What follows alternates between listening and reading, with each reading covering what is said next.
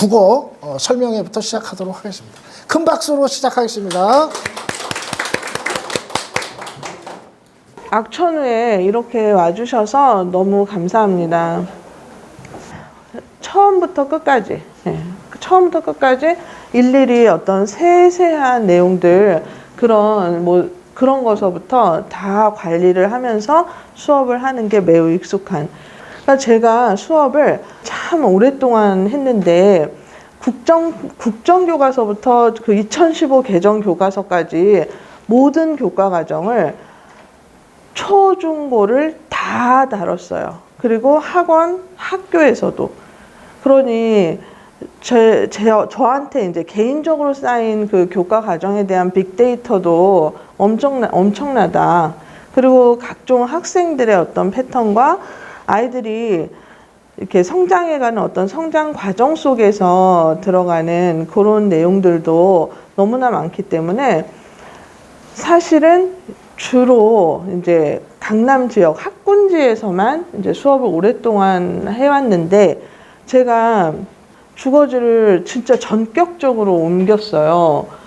그래서 저는 그냥 일상대로 운전을 하니까 대치동 가는 게 뭐 그냥 올림픽대로 쭉 타고 가면 된다라고 생각을 했는데 아침 특강을 가다가 3시간 반을 대학 입시는 엄청나게 그 입시 그 다채로워요. 그러니까 대학 입시 컨설팅이라는 사업 부분이 생겼잖아요. 저희 학원 같은 경우에는 전반적으로 여러 가지 제가 알고 있는 입시에 관련된 그거는 뭐 컨설팅이라고 따로 하지 않아도 아이들하고 수업을 하면서 제가 파악하는 아이들, 제가 학교에서 진학부로 6년 있었어요. 네, 학교에서 진학부로 6년 있는 동안 애들은 얼마나 입시 지도를 했겠어요. 면접까지 해서 어떤 아이가 가서 붙는지, 어떤 아이가 떨어지는지 그냥 직접 제가 전 과정을 다 해서 6, 7년이면 이건 저는 그냥 입시 컨설턴트로 대치동에 가서 있어도 될 것 같은 정도의 그런 정도의 경력이 있답니다. 그래서 지금 선생님 소개라고 했을 때 아이들이 여기 원장님을 논술의 신이라고 부르더라고요. 그러니까 애드립에서 저 정도 얘기 나올 정도면 그냥 다 이미 검증이 그냥 입시 결과로 끝났다고 봐야 되는 거죠. 원장님이 수업을 계속해서 우리 애가 대학 갈 때까지 해주시기를 바라는 게 아마 여기 지역에 이제 어머니들이 바라셔야 될 게 아닌가 싶은 그런 생각을 해요. 여기 아이들이 그 어느 지역보다 입시의 어떤 하나의 루트를 정말 선점해서 제대로 가는 그런 길이 있답니다. 그래서 제 수업이 아니니까 제가 객관적으로 얘기해 드릴 수 있어요. 그리고 저는 강남 3구에서만 벌써 신스 2004 이것도 제가 줄인 것 같은데 제가 가르쳐서 이렇게 내보낸 그 제자들은 굉장히 유명한 집 학생들이 제자들로 많이 있어요. 그래서 다 지금 잘 성장해서 그래서 어떤 집안 아이들을 어떤 루트로 강남 애들이 공부를 시키는지 뭐 그런 거를 너무 잘 아는데 저는 누구든 어떤 집의 애들이건 어떤 환경의 아이들이건 그 아이들 개개의 고유성과 가치에 대해서 굉장히 소중하게 생각을 해요. 아이는 바꿔 키우는 거라는 생각이 드는 거예요. 저의 아이를 가르쳤던 선생님들한테 제가 상담하고 막 이러면서 부탁하고 이러면서 그러면서 키웠어요. 왜냐면 엄마 말을 안 들으니까. 그래서 저는 부모님들이 아이들에게 가지는 기대와 꿈과 또 어떤 성과, 성취 이런 부분에 대해서 어떤 마음으로 그 자녀들을 대하고 키우고 계시는지 또 어떤 희생을 하고 있는지 그 부분에 대해서 너무나 잘 알기 때문에 항상 아이들하고 제가 엄마가 아니어서 해줄 수 있는 좀 더 설득력이 있을 수 있는 부분에 대해서도 이야기를 많이 나눕니다. 자, 그리고 국어 수업에 대해서 이제 그냥 간단하게 말씀을 드릴게요. 제가 그 프린트 지금 나눠드린 부분에 내신하고 수능에 대해서 그냥 진짜 한 페이지로 다 요약 정리 다 했어요. 달라진 부분에 대해서만 말씀을 드릴게요. 지금 전면적으로 달라진 수능 국어라고 할 수 있는데 어떻게 달라졌는지 막연하게 미디어에서만 들으셨잖아요. 그러니까 어려워졌다더라. 여기까지만 들으신 거죠. 그럼 어떻게 어려워졌는지는 알고 계세요? 어떤 부분에서 아이들이 어려웠는지? 그 부분이 이제 제가 학생들하고 부모님들에게 오늘 어떻게 보면 제일 중요한 얘기일 수 있어요. 전체적으로 원점수 1등급 컷이 80점대가 나왔잖아요. 80점대 후반도 아니고, 그리고 만점자가 없는 거예요. 제 학생 중에. N수생 중에도 만점자가 한 명도 아마 표점으로 뭐 이렇게 된 거고. 그래서 이 정도 난이도면 어떻게 나와야 되는지 아세요? 언론에서 평가원 난이도 조절 실패라고 나와야 되잖아요. 근데 그런 뉴스 보신 적 있으세요? 없죠. 네. 그리고 학생들도 욕이 이렇게 와, 문제를 이딴 식으로 내냐라는 얘기가 없는 불수능이었던 거 특이하지 않으셨어요? 거기에 대해서 얘기가 없는 게 저는 그게 올해는 이 달라진 수능에 대해서 어떻게 달라졌는지를 정확하게 캐치한 팀이 승리할 거다. 수능 강사들도 나눠질 거다. 근데 문제는 1년 뒤라는 거죠. 그게 1년 뒤라는 거예요. 그러니까 너무 안타까운 거예요. 난 아는데. 중요한 건 저는 아는데. 아이들이 진짜 선지를 1번부터 5번까지 고르는데 얘가 이걸 왜 골랐지를 체크하게 쓰는 수업을 하고 있었거든요. 몇 년간. 그러니까 수학의 오답 노트는 올바르게 풀어서 다시 정리하는 게 수학의 오답 노트잖아요. 제가 하는 오답 노트가 있어요. 국어 오답 노트. 그러니까 우리 아이들은 항상 어떤 문제를 풀고 나서 자기가 틀리는 거에 대해서 밑에다가 그냥 자기가 틀린 이유만 쓰면 돼요. 네. 이렇게 몇 년을 문제를 풀잖아요. 그러면 애들이 어떻게 되냐면 틀리는 게 없어져요. 내가 다 가르쳐줘서 얘네가 100점 맞은 거야. 이거를 좋아하지 않아요. 왜냐면 그게 아니니까. 네. 그리고 근데 논술은 무조건 선생님 타고 가는 거예요. 네. 이거 분간하셔야 돼요. 네. 국어는 그런데 선생님을 타는 부분은 저처럼 검증된, 그러니까 학생들을 통해서 결과를 상당히 많이 이렇게 검증받은 이런 경우면 좋죠. 그런데 그게 선생님이 잘해서라는 그런 게 좀 특징이 좀 다른 거예요. 그러니까 저는 아이들이 스스로를 메타인지적으로 인식하는 훈련을 시키는 거예요.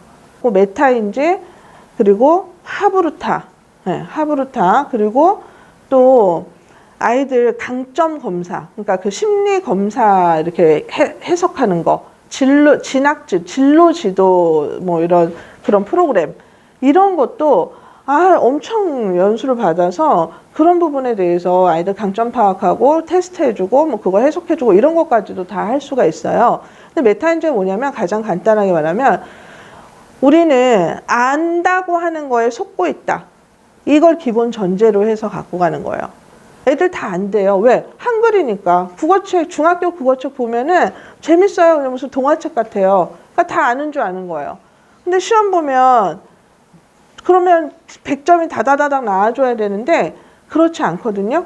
고등학교도 그래요. 고등학교 애들 그 책 깨끗해요. 뭐 보면 그냥 대충 설명 들으면 다 알 것 같다는 거죠. 그러니까 우리는 안다는 거에 속고 있는 경우가 많다. 이게 메타인지 출발이에요.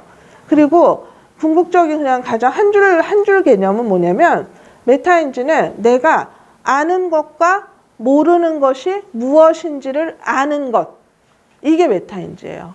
그 자기가 학생들이 옳지 않은 거 하나 실수라고 생각하고 틀렸는데 그거를 제가 그 피드백 노트를 쓰게 했을 때 그게 2개, 3개가 나오는 애들이 있어요. 그럼 그때 스스로 인지하게 되는 거예요. 그러면 실수가 줄어들고 그런 실수를 걔가 더 이상 하지 않게 됐을 때 한두 문제가 올라간단 말이에요. 그러면 한두 문제는 내신이 빡센 학교에서는 등급이 왔다 갔다 할 수 있는 그 가치를 가져요. 그리고 중학교 아이들은 거의 100점이 되게 많아져요. 저랑 한 3년, 2년 정도만 수업을 하면 뭐 중학교 국어에서는 틀리는 게 없어져요. 아이들이 스스로 완성도를 높여가는 작업을 저랑 꾸준히 하게 된 결과인 거예요. 그러니까 아이들은 선생님의 어떤 그 방향성이 되게 중요하거든요. 그러니까 그런 얘기 있잖아요. 방향을 잘못 가면 아무리 열심히 가도 조난이라니까요. 그렇기 때문에 어떤 누군가의 아이들의 성장 과정에서 방향을 제대로 잡아주는 그런 역할이 선생님의 역할이라고 생각을 하는 거예요. 아이들을 가르치는 사람의. 그러면 아이들은 그 방향 안에 그냥 몸만 있으면 되는 거잖아요. 그래서 제 수업은 우리 학생들한테는 되게 좀 반가운 얘기일 수도 있지만 숙제가 거의 별로 없어요. 제가 대치동을 떠나서 제일 당황했던 게 애들 숙제 좀 많이 팍팍 내주시고 애들 확 잡아주시고 이런 얘기 들을 때 대치동에서 애들한테 숙제 많이 내주잖아요. 그러면 바로 그만둬요. 국어가 학습에 밸런스를 깨트린다 싶으면 바로 그만두는 거예요. 항상 선택과 집중의 그런 그 전략이라는 게 있단 말이에요. 그게 대치동은 올림픽 국가 선수촌급인 거예요. 동네 분위기 파악을 못한 이제 학원에서 숙제를 왕창 내준다거나 막 이래버리면 어떻게 되냐면 이미 영어, 수학이라든지 다른 과목 밸런스 있게 다 해놓은 그걸 한 과목이 깨트린다? 그런 학원은 아웃. 네. 그러면 국어는 왜 듣느냐? 국어 학원을 왜 다니느냐가 중요해요. 아니 국어는 혼자 할 수 있고 뭐 인강 들으면 되고 안 돼요. 제가 다 지켜봤어요. 제가 가르치는 강남 애들은 그 학군지에 있는 애들은 450명 중에 1 이렇게 찍히는 성적표를 갖고 있답니다. 국어를 걔네가 그만두라고 해도 계속 들어요. 아, 좀 그만 좀. 너는 이제 하산해도 되겠다. 저 그냥 온라인으로라도 들으면 안 돼요? 이래요. 왜 그러냐면 국어를 듣는 최상위권이 국어를 듣는 이유는 학원에서 듣는 이유는 효율. 애가 아무리 혼자 하고 인강으로 뭐 한다고 인강이 오히려 시간 효율 더 잡아먹어요. 네. 그게 인강의 함정이에요. 혼자 하면 5시간 걸릴 걸 선생님이랑 하면 2시간이면 되는 거예요. 혼자 하면 6시간에 해야 될 걸 선생님이랑 하면 3시간이면 되는 거거든요. 네. 그래서 국어는 철저하게 효율을 따져서 아이가 싫다 소리 안 해서 오는 학원이 되는 거예요. 네. 그러니까 아이들이 공부를 안 하려고만 하는 걸로 오해하실 수 있는데 저는 아이들이 그 성취에 대한 열망이 엄청나다는 걸 알고 있어요. 애들이 학원에 와서 뭔가 내가 이거 하나를 제대로 알아가는 그런 확인이 되잖아요. 재밌다니까요. 네. 그리고 내가 지난번보다 뭔가를 내가 배웠는데 그것에 대한 그 확인을 시험 볼 때 점수로 하게 돼요. 시험이 기다려진다니까요. 전 수능 지문 그 독해 이거 기출문제 이번에 수능 분석할 때 제가 수능 문제를 푸는 수업하는 방식은 애들이 시험장에 가서 지문을 읽는 속도를 똑같이 해요. 쭉쭉쭉쭉 읽어요. 쭉쭉쭉쭉. 근데 제가 문제를 푸는 방식을 그대로 시연하는 거예요. 왜냐면 야 밑줄 쳐, 이거 써, 이거 외워, 동그라미 치고 뭐 이런 거 막 이렇게 해갖고 막 빽빽하게 해요. 근데 그거를 수능 시험 볼 때 이거 그때 선생님 뭐 했으니까 이거 밑줄 치고 뭐 이거 시간이 어디 있어요. 그냥 시험장에서 내가 시험지를 받았다. 문제를 풀기 시작한다. 읽을 때 어떤 흐름으로 어떤 식으로 쫙쫙쫙쫙쫙 읽어갔을 때 답이 보인다. 놀랍게도 애들이 그러니까 그거를 보고 자기도 따라서 이제 하게 돼요. 국어의 효율을 높이면 다른 데에 여력이 생기는 거예요. 여력이. 네. 다른 데 여력이 생기는 거죠. 그리고 다른 거를 이렇게 채워갈 수 있어요. 그러니까 국어학원이니까 애들이 다 다른 과목 다 비실비실한데 국어만 우리 애는 국어만 그렇게 잘해요. 학원은 뭐 선생님을 잘 만나서 그렇게 되나 봐요. 근데 이게 전 기쁜 일이 아니라고 생각을 한다니까요.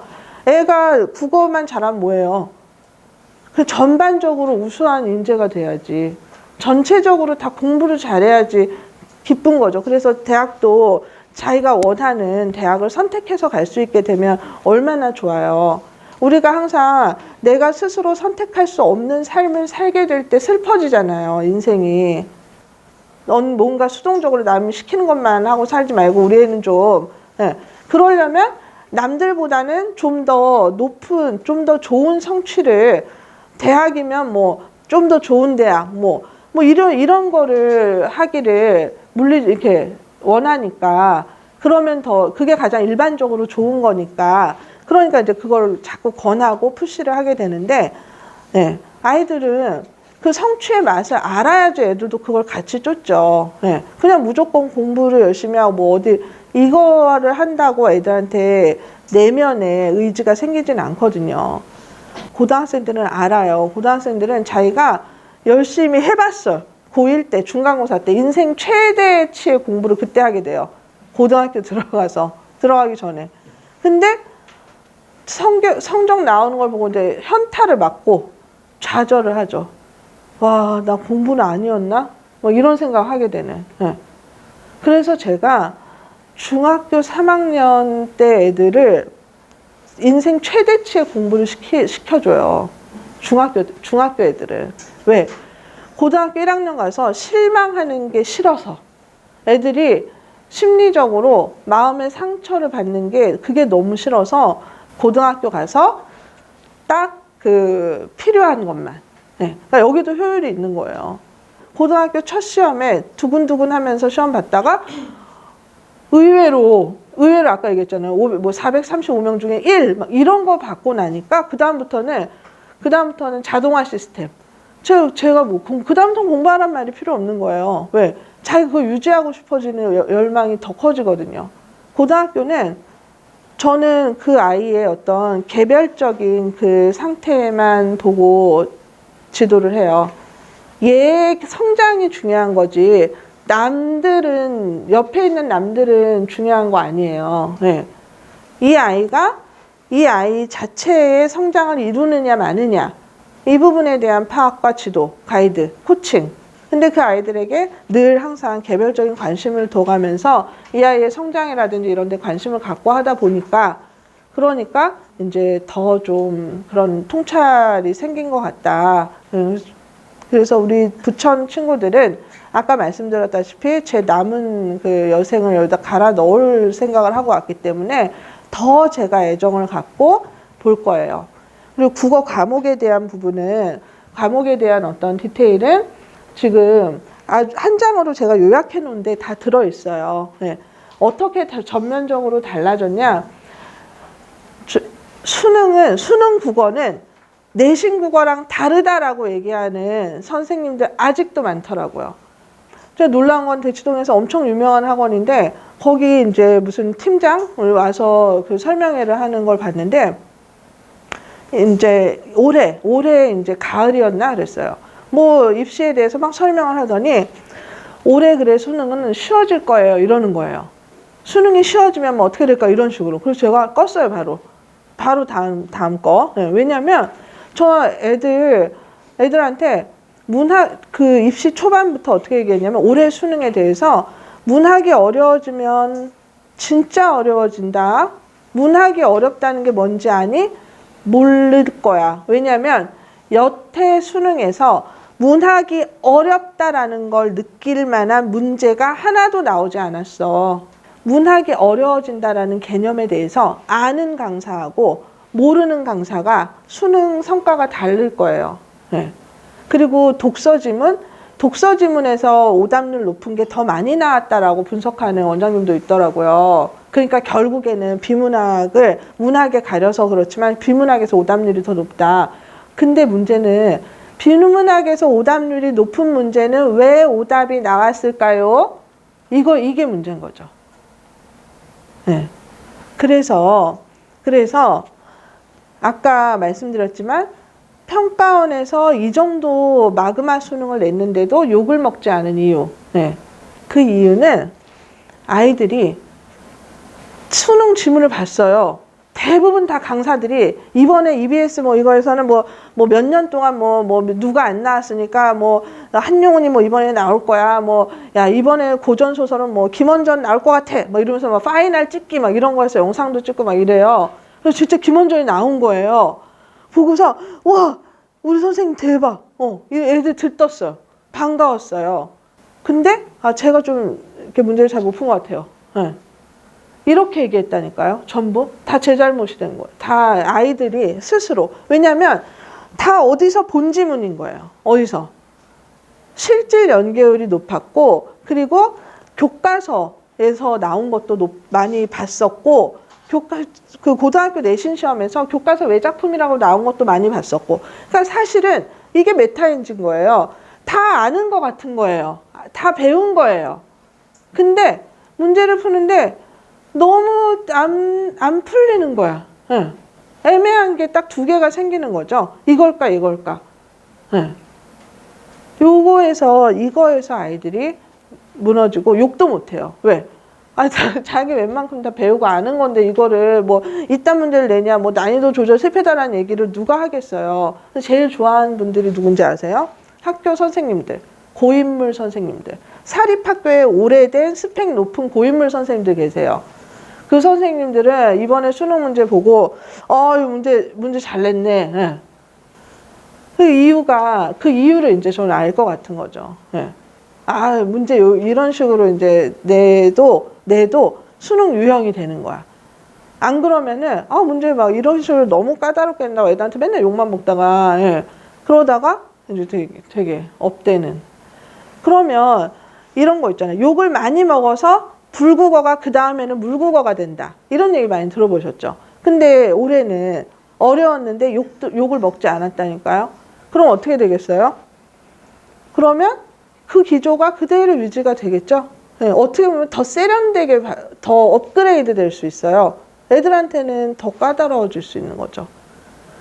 그런데 그 1년을 제대로 그 문제를 해결할 수 있는 방법대로 애들이 공부 지도를 받아가면 그냥 하던 대로 하면 되겠네요. 네.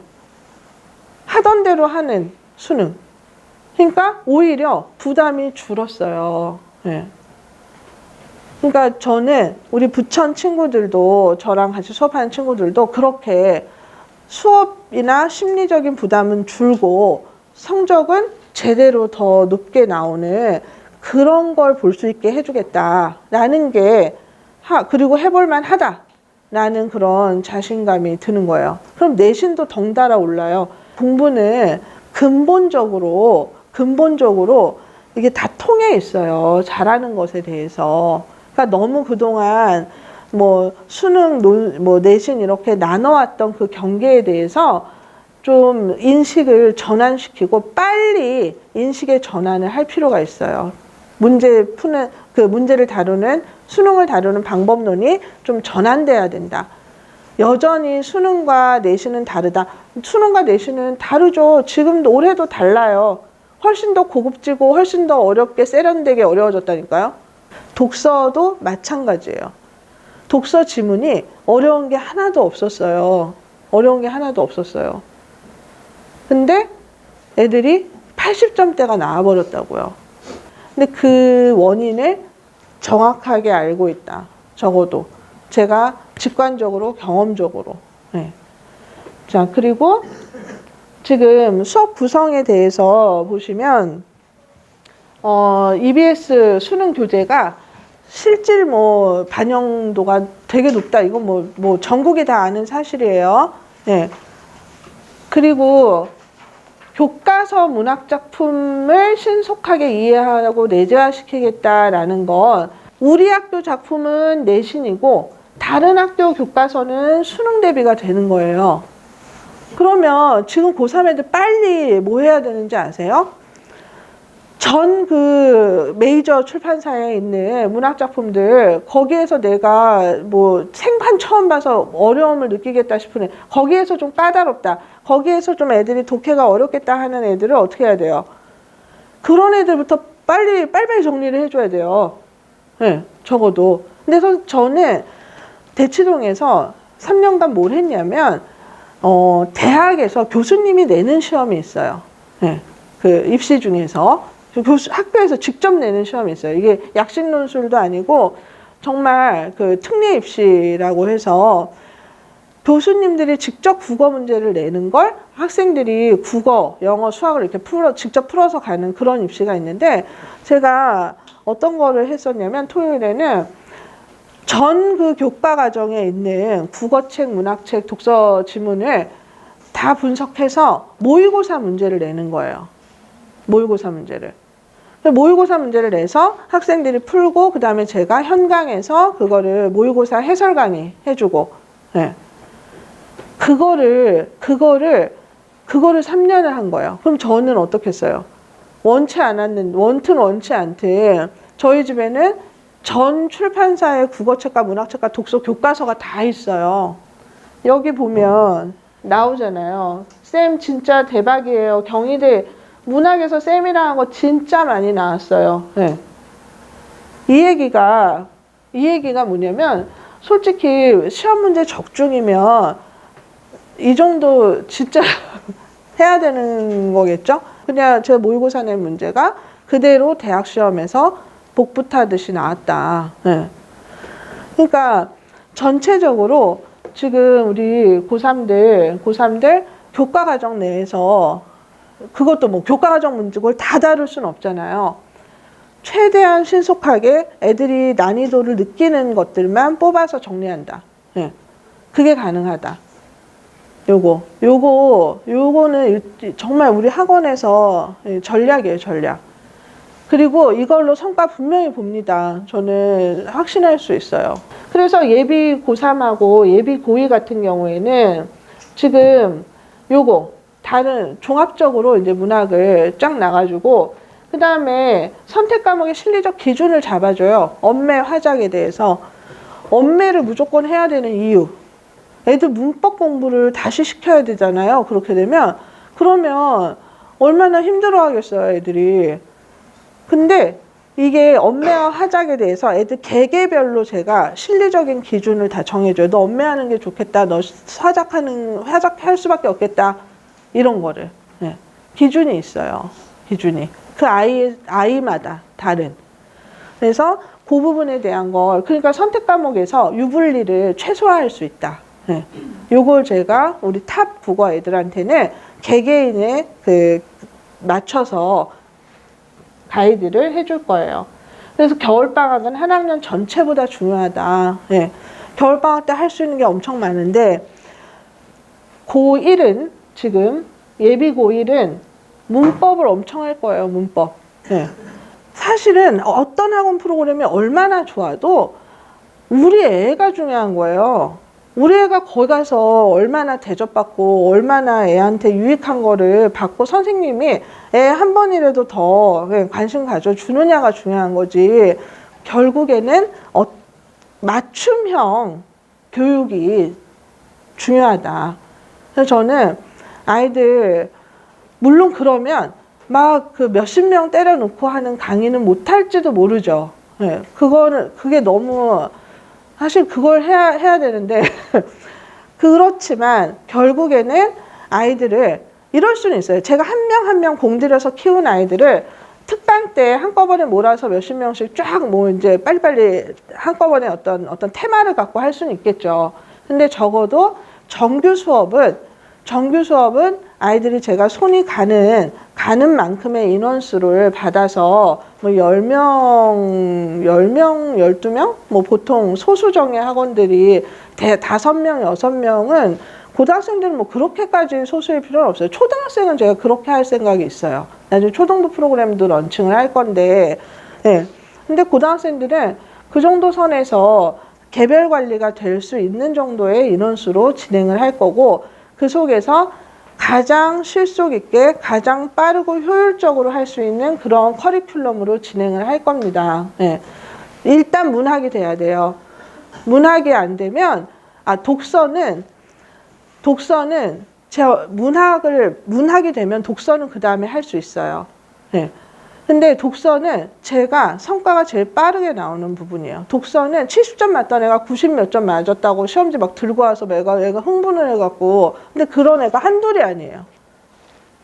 독서 2학년 2학기에 독서 내신으로 넘어가면 점수가 엄청 잘 나와갖고, 근데 독서는 우선은 아니다.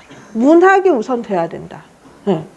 그래서 문학 집중으로. 근데 다행히 또 수능이 뭐 문학이 어려워졌네 많잖아요. 그래서 본의 아니게 굉장히 트렌드를 따라가는 듯한 그런 상황이 됐으나 원래부터 문학이 제 시그니처예요. 중학생한테 제일 좋은 수업 뭔지 아세요? 뭐 책을 독서를 많이 보여주고 하는 그런 게 아니라 입시 고등학생을 가르치는 선생님한테 중학생이 배울 수 있는 게 제일 좋은 중학교 국어 수업이에요. 네. 그러니까 저한테 배울 수 있을 때 저는 마무리를 하겠습니다. 네, 여러분들 감사합니다.